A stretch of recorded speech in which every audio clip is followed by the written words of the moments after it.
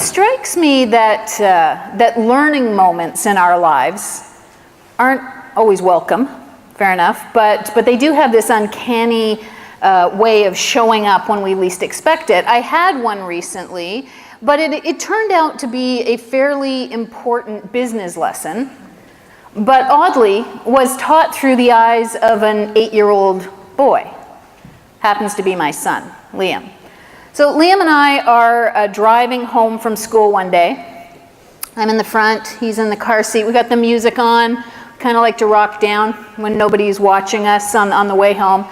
We're getting down, and they had sort of an oldies segment.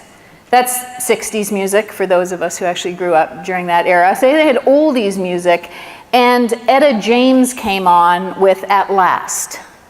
You know that song? It's a beautiful song. So I turned back and I'm like, you know, sweetie, when Daddy and I first met, he used to make me mixtapes. Right? That split the room right there. I could tell that. Okay. I'm going to only talk to people who got what that was. So he used to make me these mixtapes, and this song was on it. So it means a lot to me. And then I paused because I was waiting for the obvious, you know, can you tell me again how you and Daddy met? And it was going to be so cute. And he says, Mommy, what's a mixtape? Obviously. And I'm like, child, I am so going to school you in what the mixtape is. So we drive home, get there, go to the basement, the box, you know, I got to get all the dust off it, pull it open. There it is, the Walkman. Right? 2010, they discontinued it. You probably didn't know it was that late, but I still have one. And then the little faux leather cassette case that you always had, pulled out the top one, had a little heart on it, because my husband's a bit that way. And I pulled it out, and you know, the tape was kind of wound down. It was tragic when that happened, wasn't it? But no fear, because I had the right tool.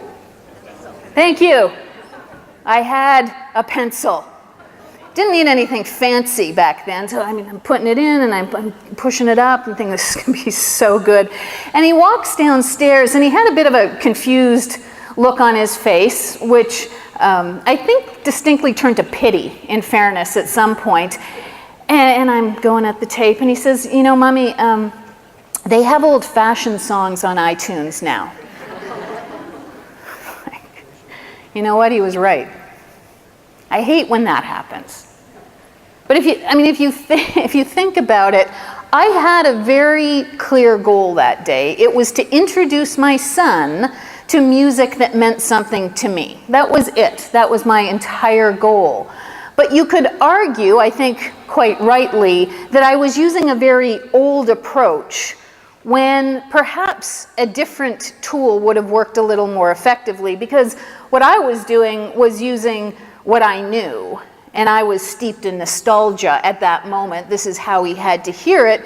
But if we go back to that goal, to share the music, I think had I used a different tool, I actually would have achieved my goal a little more effectively. Maybe not as fun for me, but it wasn't about me, it was really about him. But I think that we do this kind of thing all the time to some extent. So look, we're talking about client engagement today. We're not talking about Etta James, although I'm obviously happy to do that afterwards. And I do see the same kind of pattern repeating itself. So if we think about our worlds, think about client engagement, we probably all share a goal. The goal would be to design and to deliver a client experience that is not only engaging for our clients, but acts like a magnet to attract exactly the right clients to us. Fair enough? It's so good that people are almost drawn to it. The problem, I think, is this. I think that the way in which we need to engage is changing, and it's possible that we're not keeping pace. It's possible that we're using some of these old approaches to tackle very new challenges.